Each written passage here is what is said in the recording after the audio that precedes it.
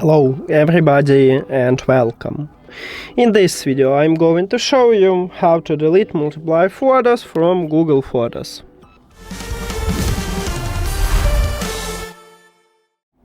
You have to start by open Google Photos application. Now you should be in the photos. Also you can be in the album and you can remove some photos from here. So I recommend it to click at the three dots at the right top and set layout to months. Also, you can click at the stack similar photos and you will have the stack with the duplicates. So let me show it for you. For example, right here we have stack with the two photos.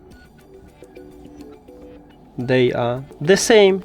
You can remove only also some photo if you need. Now, how to select it? We have few options. You can select months, that's why we set layout to months. You can press and hold and select some photos. You cannot select all photos in once, you need to select months, or you need to use your PC. After you select them, okay, let's say I want to remove these three photos in this video. Click at the trash at the bottom and got it. Delete.